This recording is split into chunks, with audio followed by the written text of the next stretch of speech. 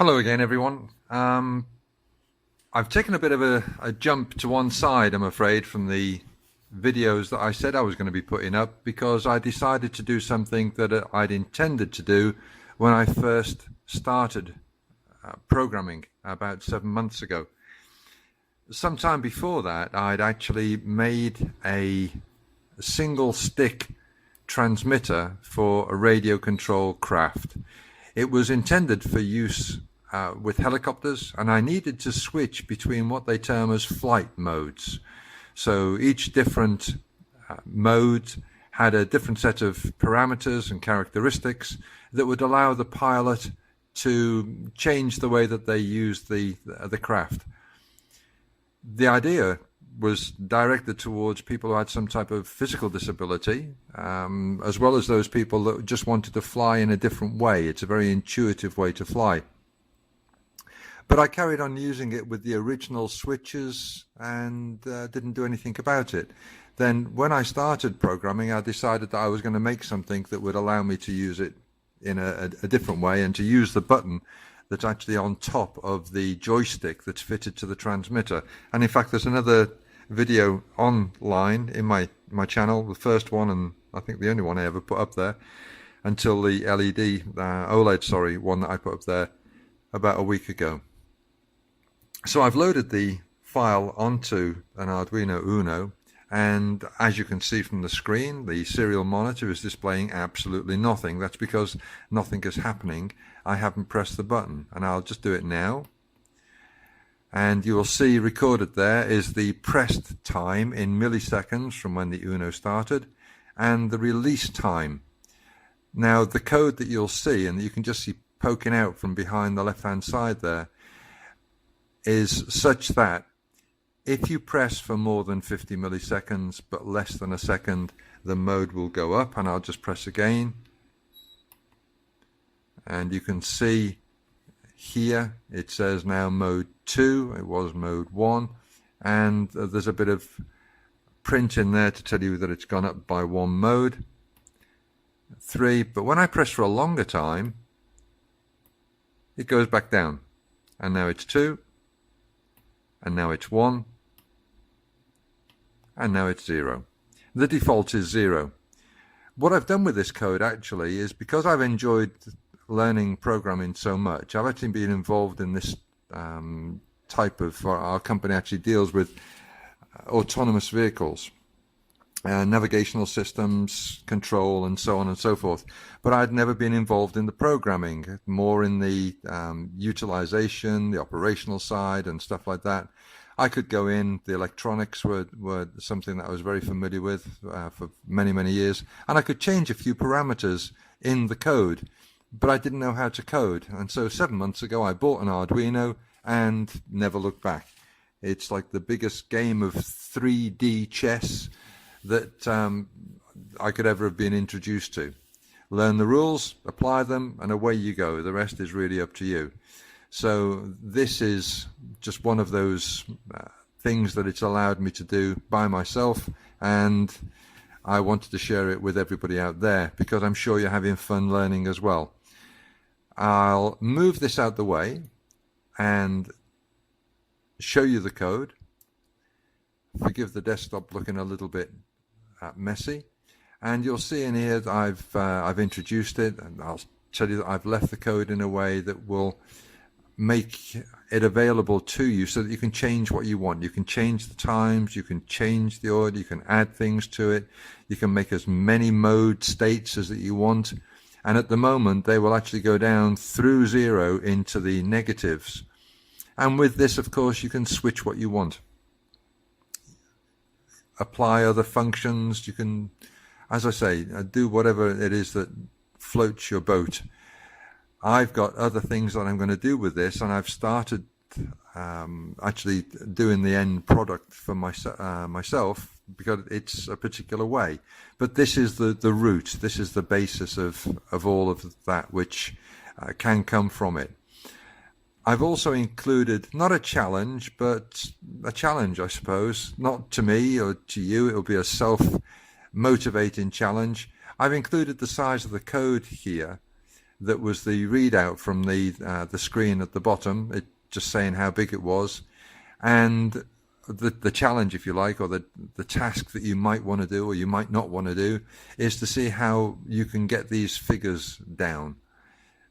Now, there's Dupe online with some excellent video. Dutch guy. He's done self-balancing robot. He's done a excellent job with a Arduino controlling the flight characteristics of a quadcopter. And this is something that I saw in his videos, and thank you to him for very many excellent videos. And I thought it was a good idea.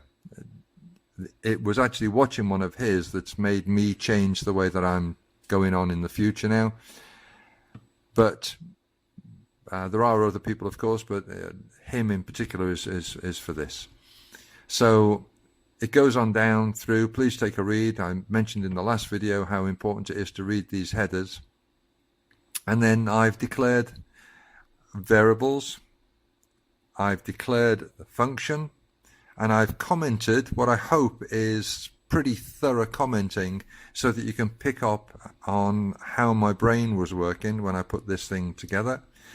I'll just show you the entirety of the code, and then I'll come back and talk about it just very, very briefly, because the comments are so complete and I don't want this to get very, very long. Into the setup, into the loop. You see how short the setup is. The loop really isn't very much longer, and I found one of the things that was very, very useful to me was actually putting where my curly brackets ended, so I knew where the end of a particular operation was.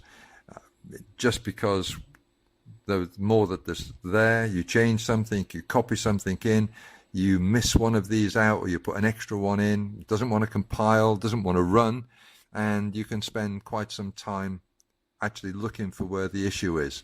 So something that I do, and I'd suggest it as being a good idea, is say what these represent, the end of whatever it is, whether it's the end of a loop, it's the end of a function, the end of it's an if, do, while, whatever it is it's the end of, then to pop it in there is quite a good idea. I've explained a little bit about the function, and then I've put the actual function in itself. And at the very bottom, I've actually commented out some code here that you can, if you choose, include. And if you include it in the right way, at the right place, it will run. If you don't, then it will give you something to look at and to get your head round. And actually, very, very quickly, a little story. I actually learned more by downloading every single app I could find from, I'm actually using Google. So I went into Google Play, I downloaded all of the examples, all of the little programs, and there are a couple which are excellent. But I actually found that about 80% of them, when I tried to turn them to reality, didn't work. They did not work. And that was just super, because it actually gave me something to work on to try and get them to work. And I learned what I think is quite a lot from them. So for all those people that put them there with that intention, thank you very much. For all those people that put them there without that intention, you actually did something really, really powerful. So again, thank you very much. So quickly back to the code. I don't have to say what they are, but again, I'll just go through the actual body of it. We do need all of these. They are in two types. I could have made some of them bools. This one, for instance, the pressed flag, could be a true or false, but I've kept it pretty straightforward and keeping it as an integer. The times, as you may or may not be aware, in Arduino are all passed as longs. So if you're going to do anything with the milliseconds, and we will be measuring time, so this comment down here, millies, will count the amount of milliseconds from the time that the Arduino was turned on or was restarted or reset, and that just counts through. and that is saved as a long and would be passed as a long, so you need to deal with it as a long. You're not going to find things very easy if you try and deal with it as some other variable type. So they're all longs. The integer could be a boolean, could be a bool, but as I say, I've just left it as an integer because it works fine as an integer, but you might want to change it, and if you do, that's really, really cool. The function is not returning anything, so it's a void, and it's dealing with the longs of those names. And down here is the function. Now, some might be asking, why have you declared it here? And the reason I've declared it there, for those that don't know, is that in Arduino, you have no need to put that pre-declare in that place before the setup. It will absolutely run perfectly without it there. However, when you move away from Arduino, if you choose to, and move towards C language, which Arduino is a relative of, a descendant of, a child of, then you will be required to declare your functions prior to your main loop starting, or any other continuous loop within that main loop. So I put it there because I go and I use Visual Studio 7 as well. I write in C as well, and this is just good for me, and I found it good practice for me to do before I moved over to Visual Studio. So if you're thinking of doing that in the future, getting these practices down now will make the transition easier for you in the future. So into my setup, using serial comms as a debugging tool, as a fault finding tool as I went through, so I left it in there. I've put two types here, one to be commented, one to be uncommented, of initiating the pin for my LED, which is actually the built-in pin on an Arduino Uno. So I could have put there pin 13 when I've put for this pin, but I just decided to put down LED built in, and that actually does exactly the same thing. I want it as an output switch pin up here, pin number 7. I want as an input, and I want the pull-up resistor to be active, so it will always be a high. It will always be a 1. So whether you see the written high, 1, true, in a space, it all means that it's in a logic 1 position. It's with the 5 volts in the case of an Arduino Uno. It's with 5 volts on there. So that's how it is. But if you're used to doing it as an input, and then you're used to setting that pin high, then uncomment the first, uncomment the second, sorry, comment the first, and it will run in exactly the same way. And I've set that out in the comments here over at the side. I'm just going to move that back 2 spaces because it looks nice and neat. Down into the main loop, the whole thing really does run very sweetly and goes through really very, very quickly. So with each line of code taking 1 clock operation, unless it's got some math in there, the crystal I'm using in the Arduino Uno is 16 megahertz. So there's about, 20 lines of code here. So divide 16 megahertz by 20, and that's how many times per second this digital read is taking place on pin number 7. So when you press this switch and take it from a high to a low, and the switch is connected through a resistor and will pull down to 0, it's going to know that you've pressed, because there's no way you are going to press faster than the checking speed of that microcontroller going around and looking at this pin and saying, have you been pressed? Have you been pressed? Have you been pressed? You're just not going to do it. So into the first if. So if exclamation mark. So if not, if no positive state on this state change pin, and the pressed flag value is 0, run this code. And all it will do is look at the Millies. It will put the values of the mini into the variable called press time, and then I've asked it to print that by preceding the actual number with the words pressed time. Then it prints the number, the long, and it also sets the pressed flag to a 1. So that 1, if it had been a bool, would be to true. That ends that if, and now it starts looking for the next thing to do. So it's not looking at this anymore, it's looking down here.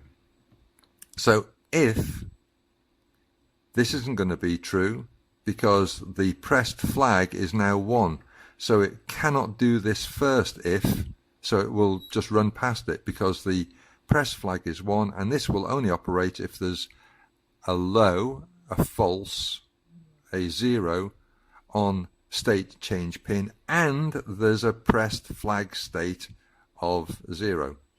As I say, it's a 1, we did that here. So down here we have got a chance of it happening, because here, if state change pin, and it doesn't say state change pin equals high, because those actual parts here, state change pin, because it doesn't say a not in front of it, means if state change pin is high. It doesn't say it there, but that's exactly what it means. And the pressed flag is equal to 1, which means, the reason I put it there was because it means that actually we have taken a reading. Then run this code, and the code is very similar to the stuff that's at the top. Read the Millies, put the Millies into, this time, the release time variable, along again, print the words release time, print the number that's in the long, and then run the function that will do the straightforward math to see how long it is between the press time and the release time. So that's the call of the function. So we'll go down to the function. It is, as I said before, a void. It's called count Millies, and this might be something you've picked up somewhere else, or if you're just starting out, then I really do like to name my functions and my variables in some way that I can just look at it and I know exactly what it is. It might take a second or two longer to actually type it, but oh my goodness, doesn't it pay you back time and time again. So it's called count Millies because that's what it's doing, and it's going to look at the two variables, press time and release time. So if release time minus the press time, because this is going to be the bigger number, this is going to be the small one, is greater than 50, and if the release time minus the press time is smaller than 1,000, so it's got to be bigger than 50, smaller than 1,000, it will run this piece of code. And the code says, first thing, state counter is equal to the state counter plus 1. So this is just shorthand for plus plus 1, or state counter equals state counter plus 1. There are many ways you can write it, but this comes out to be a very efficient and effective way of doing it.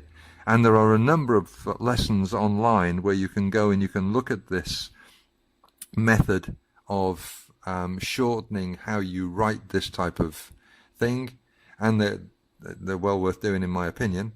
Then digital write the built-in LED to high, so turn the LED on. Set the pressed flag to 0, because if we don't, then we're not going to be able to get another reading afterwards. And serial print, mode has gone up by 1 state, 2, and then 2 as in directed towards, rather than the number. So mode has gone up by 1 state to whatever it actually is reading now in the state counter. Now, we know that the state counter was 0.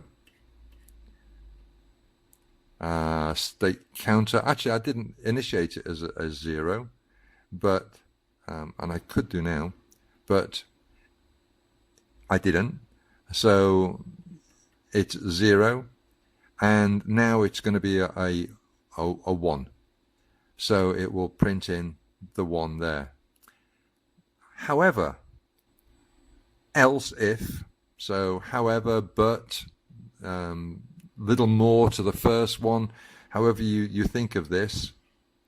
However, if, so else if the release time minus the press time is greater than 50, like the first one, and the release time minus the press time is greater than 1,000, so anything that happens between 50 and 1,000, this isn't bothered about, this code will not run. But if it's more than 50 and it's more than 1,000, set the state counter equal to state counter minus 1, so it would decrement, it would go down by 1. Digital write the built-in LED to low, so it will turn it off. Set the press flag to 0, as we did above, because we've actually executed some code here. And then just print mode has gone down by 1 state to, and the state counter, which we know up here has been taken down from what it was. It was a 1, so it's going to go down to a 0. If it was 2, 3, 4, 5, it would go down by 1, and it would come down here. Now, that's the end of it. That's the whole thing, and that's what you saw working before. So here, I've actually added another little piece of code, and I thought here, you might want to do this and think of it like homework. You might want to say, go away, Gary, I don't want to do homework. But what I've done is I've done this next bit of code. You'll find out whether it's right or wrong. You'll implement it if you choose to, but basically without, I'll just take away the comments to make it easier to read on screen. Another else if release time minus press time is greater than 1400, and the release time minus that is greater than 2500. Now do something else. So if there's one very long press, state counter will go as state counter equals the state counter minus 3. So it will change the states and take it down 3 states. And I actually wrote this because the thing I'm going to be using this for, the transmitter, has 4 states, and I would want this long press to take it back down to the first one. So digital write the LED low, set the press to 0, serial print this, and that's it. So I'm just going to put that multiplied sign back in and do that. And there you go. That's the end of the code.